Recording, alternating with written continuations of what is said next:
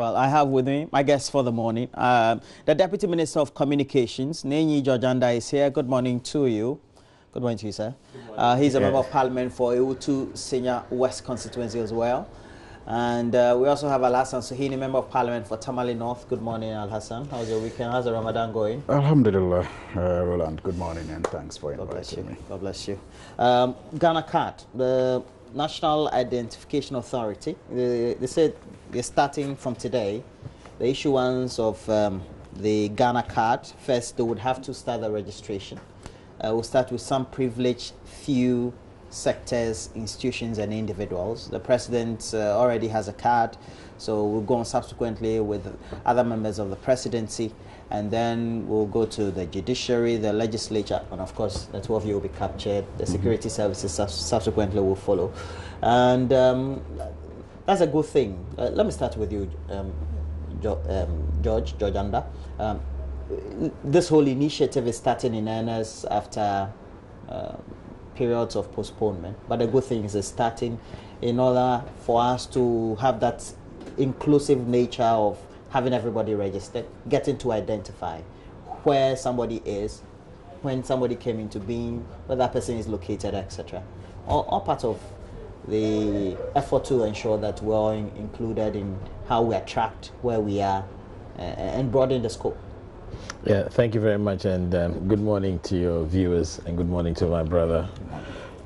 I think that today is indeed a great day for Ghana.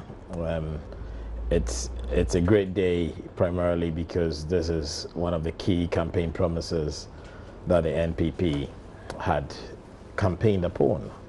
And as the Vice President keeps on saying, in formalizing the economy, there are three key pillars that we should make sure that we have in place. Having a national ID system, having a digital addressing system, and having an interoperability platform system in place. And today marks the final day that all the three pillars will be in place as we move towards formalizing the economy. I think that we should also recognize the fact that in as much as we are the government that is finally issuing the card, it is something that started under the administration of His Excellency President Kufuor. At that time, the first cards were issued. In the 8-year term that the NEC were in power, we would have expected that there would have been improvements in the system. However, I think it was $115 million Exim Bank facility that was taken, and unfortunately the cards were not issued. But that said, we now are at a point where we are able to issue the cards from today. A few issues that had to be addressed. I mean, the bill came back to Parliament, as we are all aware. Certain aspects had to be taken out, certain introductions had to be included, and it's now good to go. There's going to be a solid campaign to create the right level of awareness for people to be able to access their cards, or to be able to go through the process of having cards issued to them. And we expect that all Ghanaians will take advantage of this situation. It's going to be rolled out in phases or in regions, and so there's no point in rushing to another region to have your card issued if you are not resident in that particular region. It's something that is well thought through, and everybody is going to get their card. It's important to also state that you will need your digital address, your residential address, and from the National Digital Property Addressing System is a mandatory requirement for obtaining your Ghana card. So it means if you don't have, you have to go generate it. Well, you have to generate your digital address to get your Ghana card. Okay, it's a good initiative. It also helps us ultimately at the end of the day, and we should say as a process, even though we're told now the cost is now going to be about 1.2 billion. Well, Roland, let me also say good morning to our viewers, and good morning to the Honorable Deputy Minister and colleague in Parliament. I think that it's been in the works for some time now, the national identification card, and it is a good thing. It is something that, yes, President Kufuor administration started with. President Mills and President Mahama also made some adjustments to it because every time new technology comes about and the scope of the national identification card keeps increasing. So there has always been the need to ensure that all the T's are crossed and I's dotted before we roll out such an expansive program that aims at solving a lot of problems in this country, economic problems, social problems, even health problems can be resolved by the way we are able to capture data. And it will also even help in the development of this country, because planning will be improved when you know how many people you actually have in the country by way of citizenship, and then you have the data in such a way that you can move it from one place to the other. For example, when people are registered properly with correct dates of birth, you have a situation where even with time, we will not even need to open the voter registration exercise to capture people, because automatically if data is shared among all these institutions, it will be easier for planning purposes. So generally, it's a good thing, and that is why every government has been working on this. I remember in September 2016, it was President Mahama's pledge to the people of Ghana that by the end of 2017, if he got a second term, every Ghanaian was going to be registered, we're going to be given the national identification card. In fact, some people already started receiving some. I had mine until there was another need to, make an intervention to increase the scope, and that is the chip embedded card. And that was also done, and the contract was awarded. And it's based on that award of the contract that the president, at the time, made that pledge. But you recall that at the time, our friends in the MPP criticized the fact that it was going to cost the Ghanaian taxpayer $115 million. 115 million US dollars. I remember the Imani Ghanaians, the Occupy Ghanaians, and so many other institutions. I remember Hesse, he is a software developer, said that job could be done with just 10 million US dollars, or even less at the time. That it could be done by just 10 million US dollars. I mean, it was a whole hula. I mean, the yes.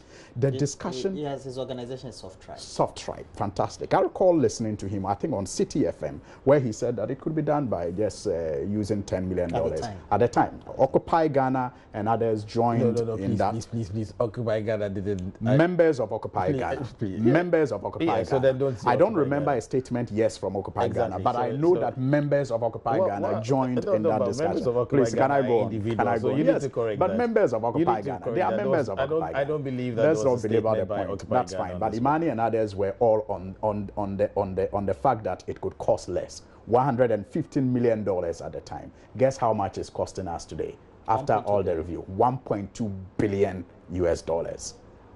And yet, the noise that we heard about 115 million US dollars has all gone down. Nobody is reminding us again that this can be done at 10 million US dollars or less. What has changed? So sometimes it makes you... Everything has changed. It makes you wonder. And then talking about the scope. You see, just a week or two ago, we were talking about mobile money interoperability. When the argument by the Bank of Ghana at the time that this was a BOT and that the scope determined how much the private partner was going to get out of it. The argument at the time was that no, it was easier if the government of Ghana just paid outright and owned the platform, and the BOT was a ripoff, and the scope didn't matter. But today, the government of Ghana is going to, I think, pay about 531 million And the private partner is going to bring about a little over, I think, 567 million. And it's also a BOOT. And that is what is now being used to justify the fact that it cost us 1.2 billion. The inconsistencies, the double standards are just... This one is Ghana card. I just, you know, I'm sure offensive to the ordinary Ghanaian. But the point has to be made that it is important that this is rolled out and rolled out properly. But it is also important that people see some of our politicians for who they are. And some of our institutions that claim to be champions of you know, the right way of governing. Because if 1.2 billion is okay, I mean, any ordinary Ghanaian will wonder why 115 million Ghana cedis was such a crime. Dollars. You know, yes, dollars was such a big crime. Okay.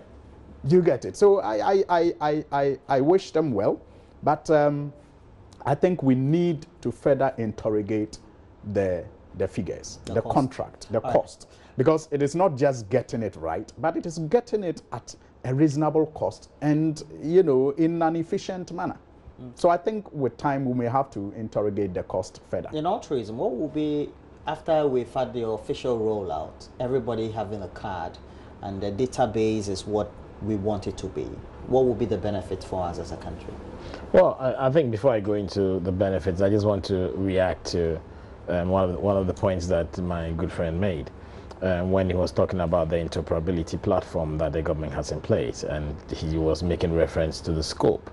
Indeed, as far as the scope is concerned, it is a fact, okay, that there is no difference in the scope between what was being implemented and what is currently being implemented. I mean, mobile money interoperability is as simple as ABC. When you're looking at the scope for mobile money interoperability, you're looking at the ability to transfer funds across networks. You're looking at the ability to transfer funds from bank, okay, to your account, then from your account to your mobile money, from your bank account to your mobile money account, and vice versa. Okay, you're looking at the ability to do cross-border transactions. Okay, the element of training and stuff like that, it's common. So in terms of the scope, there's actually none. There's no difference, and we have dared them several times to produce one aspect of the scope that you claim was going to be delivered with your previous solution that is not in the current solution, yeah. And nothing has come up. So when we are making these statements, let us situate it in the right context. I mean, I'm challenging him again to mention one scope, okay, that was in the previous arrangement, okay, that is not in the current arrangement, and then we can talk to that issue. Now, as far as the benefits are concerned, I think it's important that we know who is staying in Ghana, where you are, what you're doing, for a number of reasons. One, for the purpose of calculating how much taxes you are supposed to be paying. If you look at the banking sector, once it's easy for the banks to know who their customers are, it makes it easy for the banks to be able to assess what kind of specialized banking needs that each individual would require. And in that sense, then they can start extending facilities, specialized banking facilities to each of these individuals. And the risk of the individual borrowing money from the bank doesn't become as high as somebody that the bank doesn't know who they are. So I've given two examples. Now, if we come to the local level, the district assemblies, for example, they are looking at generating income. So they'll generate income from property rates, they'll generate income from businesses that are operating within their area of jurisdiction.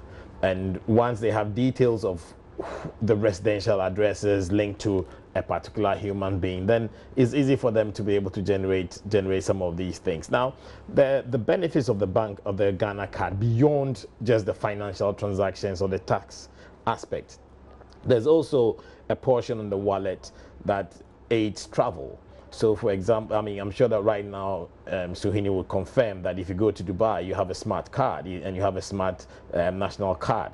Okay, you don't have to go through the long queue at the point of immigration. Okay, you can just swipe your card and then you just go through. We have that system in place in Ghana. So once that portion is activated, then yes, it becomes easier for you to travel, I mean, out and inside. Can we use the database, for example, for elections? Well, you see, the national database, as far as generating the EC database is concerned, obviously would have to be linked to it. I mean, so verify who so it is the verification that this database will be useful for. Yes, I mean, so there are various aspects, I mean, of the national ID card. There's actually even a wallet, okay, for financial transactions. So you can actually load money onto your card. As part of the scope. Yeah, yes. Once that envelope is opened, okay, you can load funds onto, and you can use it for cashless transactions going forward. Would it take us a long time to have all this, let's say, as a one-stop or completed?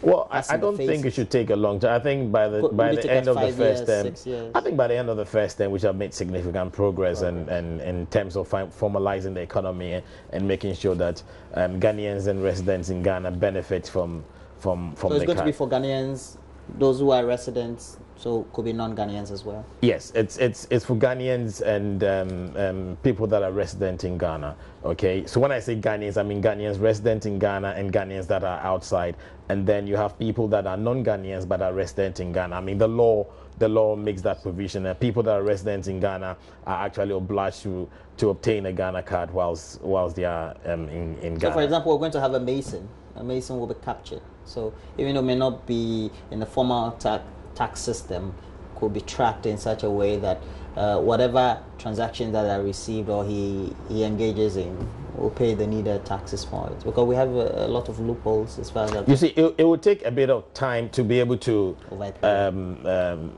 get all those insights to put it together, but we need to start from somewhere. Yes. Okay, and the starting point is getting on national ID card, getting onto the database, and then I mean the other elements. So last word before we move on to the next. The benefits of a Ghana card are numerous over time, and it is not debatable. It is not it is not the issue. It is known to all who have done some basic checks about how other countries that have this system have used it to improve a lot of services in their country. So it is known. But the issue of cost is important. If you have countries that have done it, for example, Rwanda and others, you will want to know how much it costs them to capture the population that they have, and then equate it to how much it is costing us, per our population.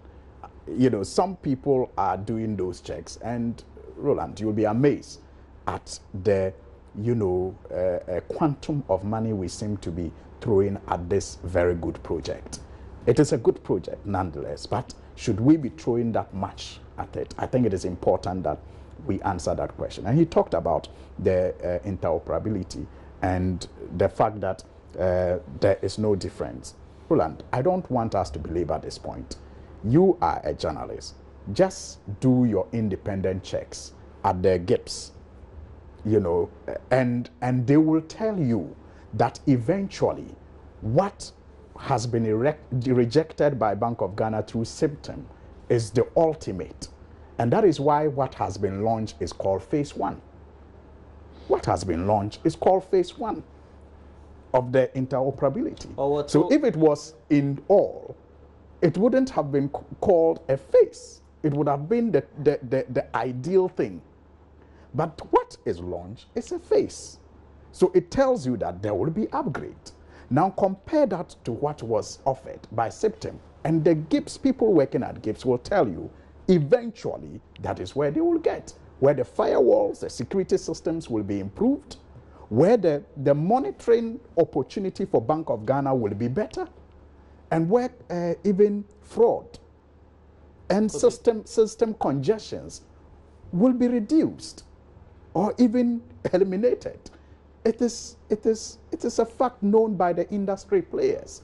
I am not one, but if you speak with them, they will tell you that the ideal one is what Septem was going to produce at no cost to the Ghanaian government, at no cost. And I am not saying that. It's actually contained in a report that was done by Yoko. I've read that report. 2017 Yoko report, not 2016. So you will think the NDC, after awarding it, cleared itself. No. President Akufo-Addo's government, supervised the Yoko investigation into it. That indicated that the SIPTIN deal was at no cost to the government of Ghana.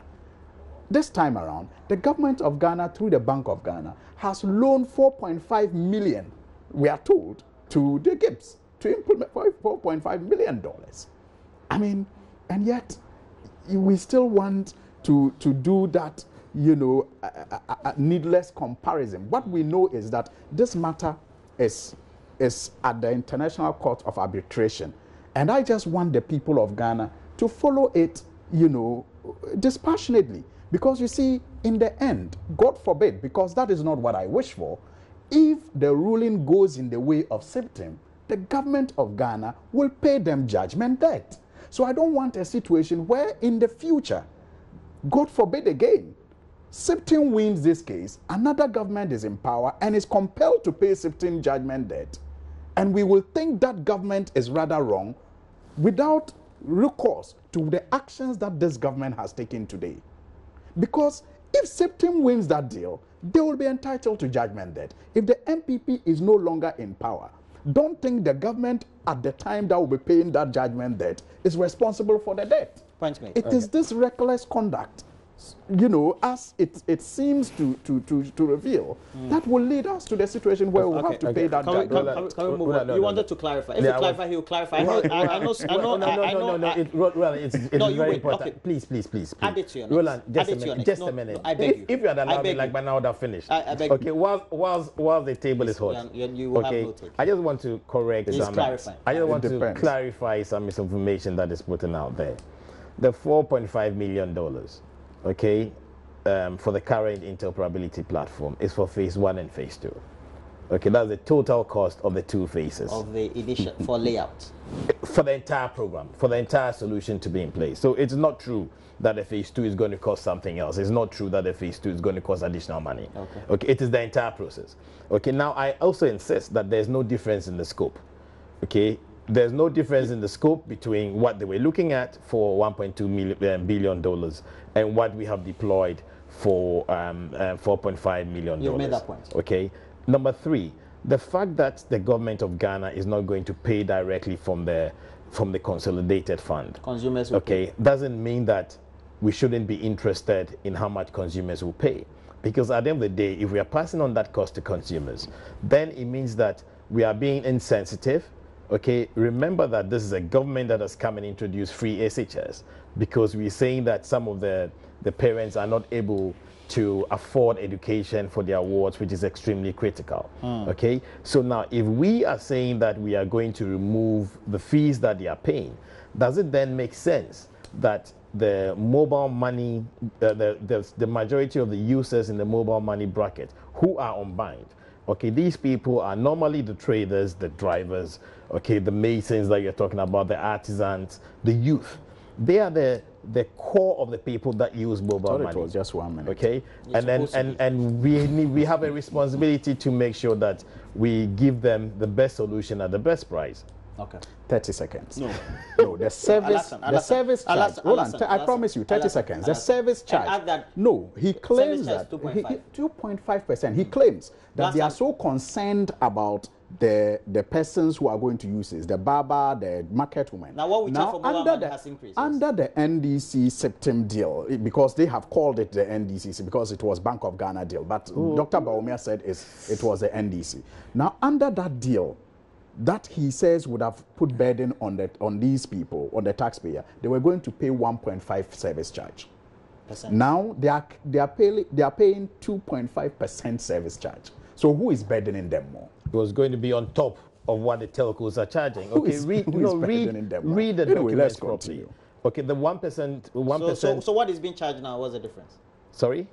For interoperability transactions, when you do the consumers at the moment there hasn't been any additional fee for the consumers. Whatever is being charged is what whatever is being charged is what the telcos are charging. If you have you transferred any money? Yes, I have. So you are saying they are at the additional one is for the. No, I'm saying that telecom. what he's saying, No, what the no, scenario that is giving, the no, additional amount no, was slapped on what the no. telcos Under were charging. SIPTIM, they were going to pay I think 1.5. we should have a separate discussion on Okay. SIPTIM. Yes, All right. we can. That's We okay. Let's have a can. discussion Yes, on because There's this a is national pressure group. identification. It's called Authority. Progressive Nationalist Forum. It's headed by Richard Nyama. It has accused Imani Ghana of doing the bidding of various telecommunication companies against the interests of the state as far as government's policy on the common platform for telecom revenue assurance and regulatory oversight. The Ministry of Communications, we know, awarded a contract for tariffs monitoring to Kelni GVG, and Imani Ghana has raised some concerns about whether that contract in itself is value for money to the state, and why we should not have any other entity undertake it of the state instead of giving it to a private partner. We already know that there have been some disagreement on this. You've made some lengthy commentaries on various media platforms, even on our network, on the subject. Now, what are the issues that need to be clarified in relation to the statement that has been issued by this pressure group, and also the concerns of the ministry over what the money has been raising to be, so to speak, value for money concerns that they have on the contract? Well, I think God sent my brother here today, because in his earlier submission, he made reference to a certain scenario where Imani and then SoftRipe were challenging the cost of certain systems that the government was putting in place and coming out with figures that didn't sort of make sense. Now, I think it's a similar situation that we find ourselves in. Imani first started saying that what the Ministry of Communications and the Ministry of Finance had done was illegal, and that there was no law, or we're dealing with the bogus law, and that we didn't go through the procurement process, and we just gotten up and awarded a contract to a certain faceless entity, and that indeed the NCA and then the Ghana Revenue Authority had the capacity to operate and manage, or to acquire, operate and manage that platform itself. Now, they said that it didn't deliver on value for money either. On all these issues that they had raised, the Ministry of Communications and the Ministry of Finance have come to counter. Okay, this is an arrangement that went through due process, and again, I would like to refer anybody that wants more insights as to the procurement process to go to the Public Procurement Authority and get the information that they want, or to go to the Center Tender Review Committee. The information is out there. Now, when you talk about the law is clear on this matter, and the policy that the ministry is implementing is drawn out of this law. Fortunately, this policy was not initiated by the current administration. Okay, the previous administration initiated this policy. The previous administration amended the law. Okay, we have come and we reviewed it, and we are saying that this thing makes sense. It is relevant for us to implement. Even though the previous administration had reviewed the policy, they were not able to put in place a common monitoring platform. Okay, and the common monitoring platform means that you plug into the network's system, and you get the data electronically in real time. What the telcos were doing was to give mediated CDRs or Excel sheets that they could mediate on those. They could filter those Excel sheets, so you may not get the accurate information. So they were not getting real-time data? No, they were not. Until now, there hasn't been any real-time data being generated, because the telcos resisted it. And the telcos resisted it, giving two reasons. One, that the privacy of their subscribers' data could be compromised, and two, that their network itself would not be secure if there was another system that was introduced. Now, I mean, on all of these issues, fortunately in Ghana we have the Data Protection Act, okay, and so there's no way that the Ministry of Communications or the Ministry of Finance would compromise on the law that is in place. I mean, or would implement something that sort of rubbishes the law that is in place. As far as the system architecture is concerned and the security there, we had a number of meetings with them, and it hasn't come out strongly.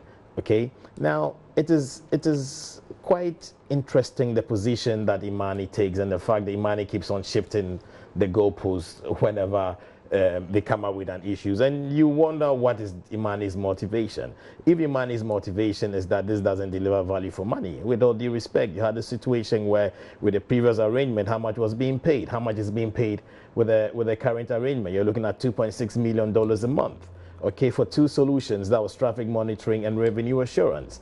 You're looking at the current situation of $1.49 million a month for traffic monitoring, for revenue assurance, for mobile money monitoring, and for fraud management. You're getting 4 solutions, okay, at 55% less than what was previously in place by the previous administration. Plus, most importantly, you're getting this information in real-time electronic format. Plus, you are getting a situation where at the end of the period of the contract, the equipment that you're using to monitor becomes owned by the government of Ghana.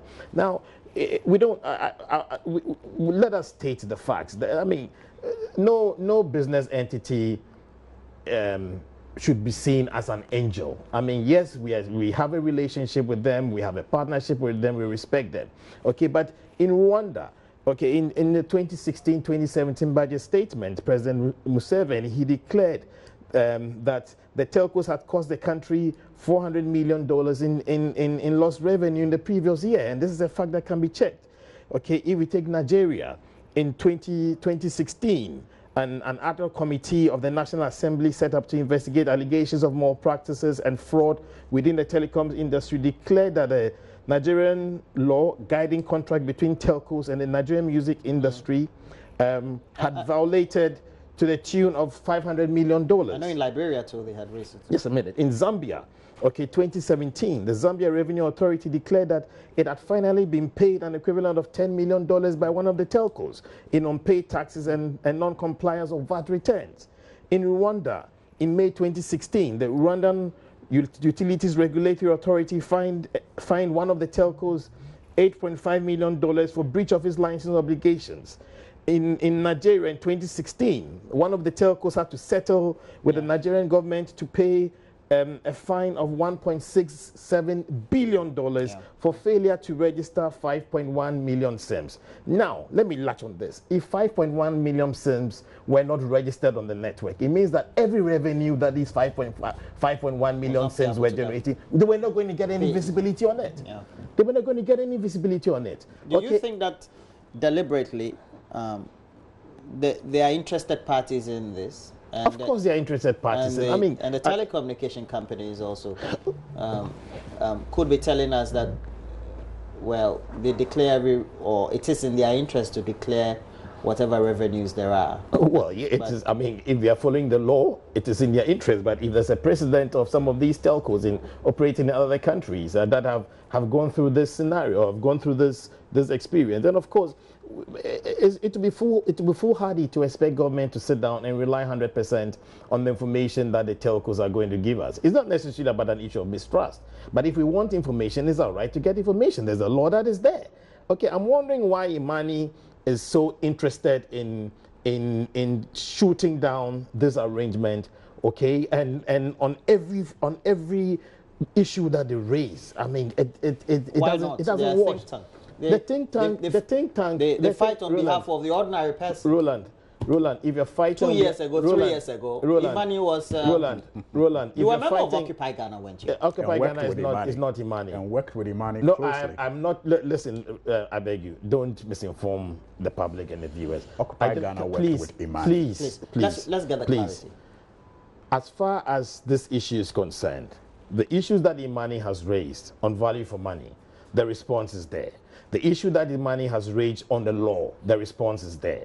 The issue that Imani has raised on the procurement process, the response is there. The issue that Imani has raised on the capability or the capacity of the NCA and the Ghana Revenue Authority to manage or to operate or to acquire, operate and manage the system itself, the response is there. On every aspect, okay, Imani in its research should also know that these telcos operating in other countries have had issues, okay, of under-declaring taxes that the government should be benefiting. Is not saying that. Can I land? Imani is not saying that other countries have not had problems. They are saying that we can have better ways of doing this than having an entity come in to do this, because they've had precedent to criticize the way it was being done in the past. And if it's been criticized the way it's been done in the past, then why is it now a new entity comes in and the criticism of the system of the way it was being implemented is now acceptable now. I mean, it's no. they feel there's a Roland, certain dichotomy. Roland, maybe you also don't fully understand the issues. I've stated a number of areas. Procurement process, was anything wrong? The legal process, was anything wrong? In terms of the system architecture, can I land? In terms of the system architecture, was anything wrong? In terms of value for money, okay, you're moving from $2.6 million a month, okay, to $1.49 million a month, okay, where after the period of the contract, the equipment in its latest form, okay, becomes owned by the government of Ghana. I mean, clearly, you cannot say that this is not the right way to go. Okay, now as far as the technology is concerned, or as far as the policy is concerned, it is on record that the telcos themselves have said that they do not have any issue, they don't have any challenge with the government implementing the law. If Imani has an issue with the law, I think that the most reasonable thing for Imani to do is to go to court and challenge the law. The law was put in place by members of parliament. Okay, I mean, and Roland, let me remind Ghanaians that in December 2017, Imani themselves recognized the Ministry of Communications as the lead ministry in Ghana, as far as transparency was concerned, as far as open engagement was concerned, and as far as public knowledge. You mean as a result of that, they can't question the actions taken by the ministry? Can I land, please? As far as policy direction was concerned, now if you take these pillars under which Imani recognized the ministry, one would have thought that the reasonable thing for Imani to have done, if they had some information, was to at least have verified the truth of the matter with the ministry. Imani didn't make any effort. Imani never engaged the ministry. It's okay for Imani to challenge it, but when you challenge and the facts are put out there and it is wrong, you should eat your humble pie and allow us to focus on the work that we have to do. All right. Roland, there are a few issues that come to mind as we discuss this GVG deal. From your observation? From my observation. Okay. There are some issues that come to mind. The allegation of corruption against the Minister of Communications by a leading member of the New Patriotic Party, Kennedy Agyapong, in relation to the National Identification Authority contracts. You recall, it was early days in this government when he made that allegation of corruption. You recall that. Again, the digital address system and the unending questions. Ghana Post GPS. Yes, like GPS. And the unending questions of whether Ghana actually got the best for the amount of money that we paid for that GPS and whether it is serving its purpose. You recall that there were issues of corruption related to how that contract was procured and awarded and even executed. And that was also under the Ministry of Communications. What was wrong with it? Restrictive tender. Then you have the interoperability, which is also related to IT. Yes, Bank of Ghana, but I'm sure with a lot of input from the Ministry of Communication and the Vice President office, I'm told. The GPS too was the Vice President office. The National Identification Authority deals, we are told, from the Vice President office. What's happening? Those are the issues that first of all come to my mind when I think of the GVG. What's happening? You're just raising conspiracy theories. No. You're putting one or two together you are talking to about raise the red flags, which really are Roland, you are talking about very, what do you call it? Questionable deals. These are all questionable deals. They have all been questionable deals, and these are not the deals. It doesn't also make them legal. Not until those. It doesn't also make them legal. That you were giving. You see, these are not from $2.6 million that you were giving. I didn't interrupt you. Can we go on? Ask him. Can we go on? You see, these are not the only deals that the government are going into. So why do we have noise and questions about these particular deals? So it should tell you that the inability of all of us to agree that something is wrong does not mean nothing is wrong. The fact that we have all not been able to agree that something is wrong does not mean that nothing is wrong. It only means that maybe there are more issues unaddressed. So for me, like, that's what I'm saying, in discussing GVG, all these things come to mind. Why always the Minister of Communication and their deals related to the Vice President's office? Why? What is happening there? Shouldn't we pay attention? And some of these allegations of corruption are not even coming from the opposition. So you say they are just doing politics. They're coming from within. Which is within? Kennedy or Japan. Oh, we've had a think tank that is raising. No, let's go GVG. That's what I'm saying. I'll get there. Okay. Roland, you see, don't wish away some of the things that I say. I don't think it is fair. But because you have with Kennedy whether he has said these things. He said no, because Kennedy came on air. Kennedy came on air to apologize.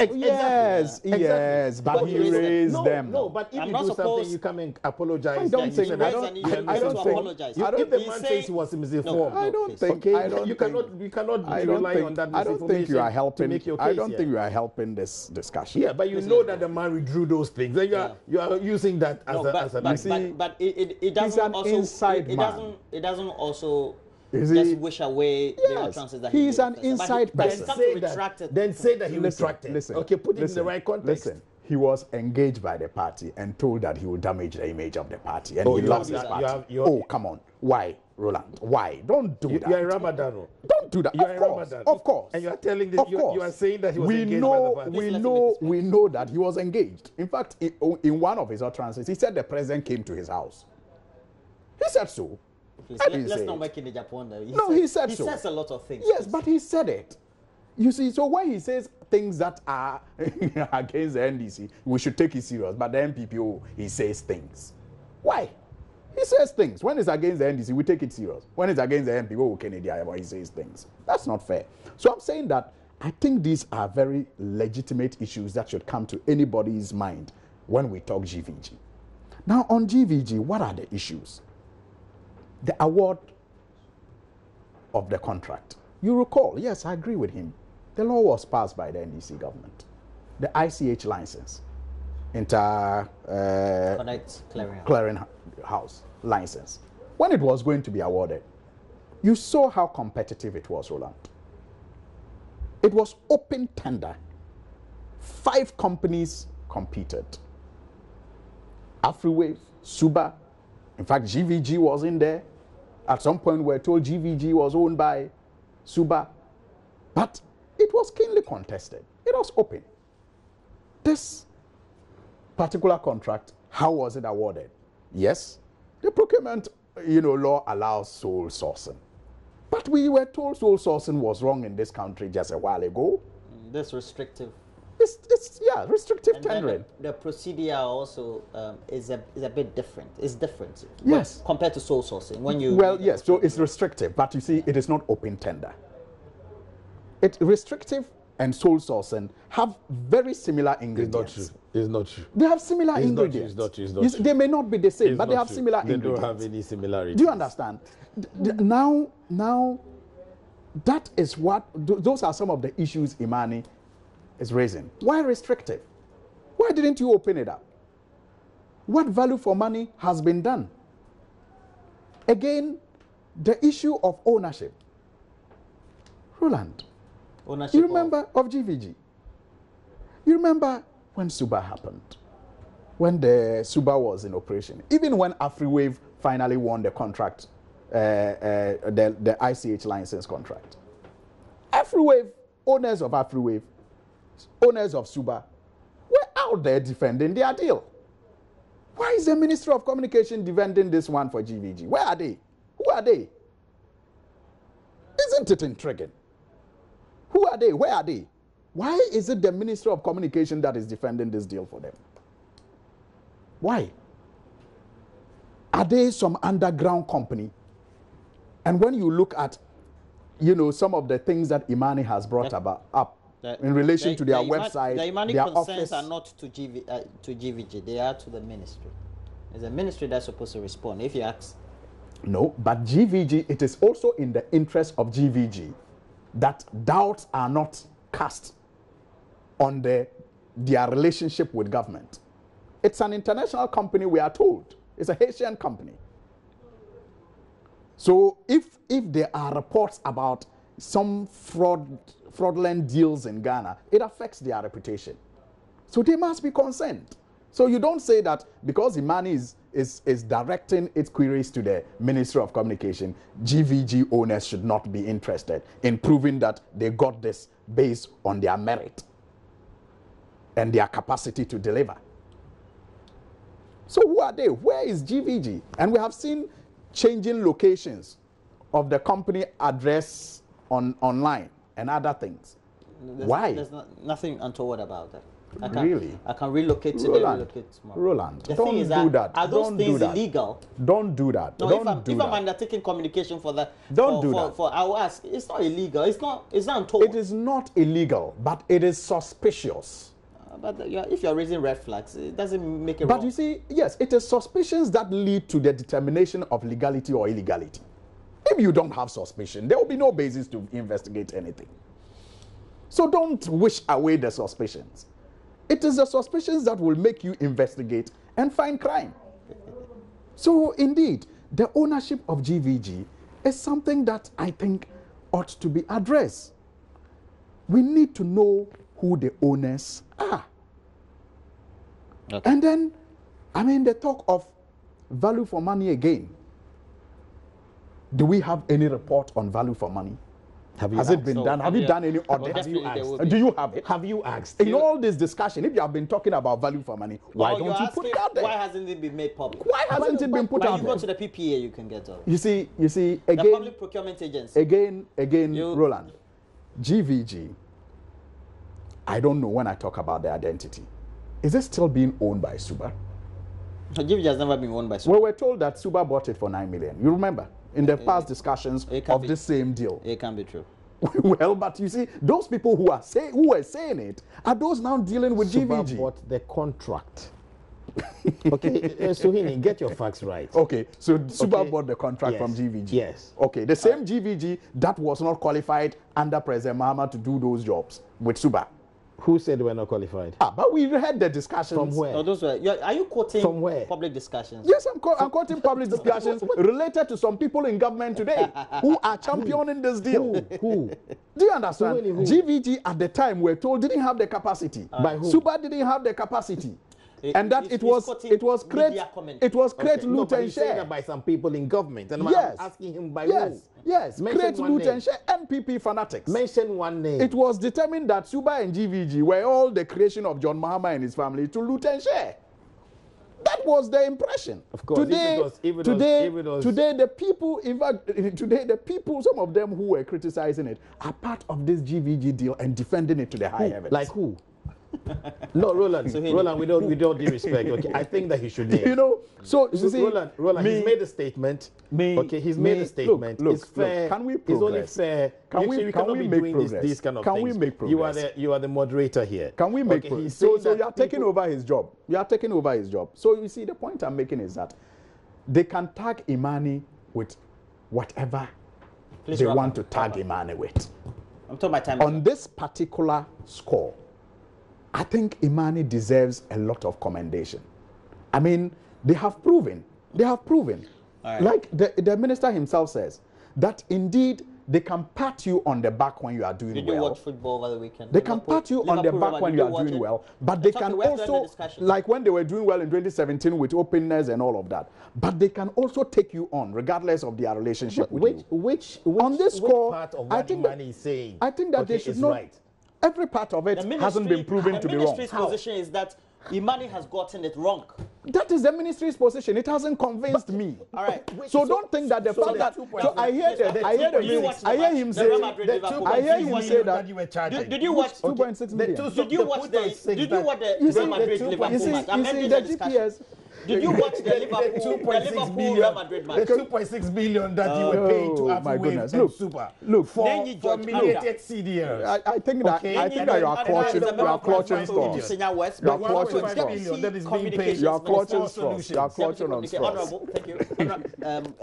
And Alassane Suheyni is a member of parliament for Tamale North. Thanks for joining me, the two of you. I've enjoyed the discussion. It's always. I'm happy Liverpool won.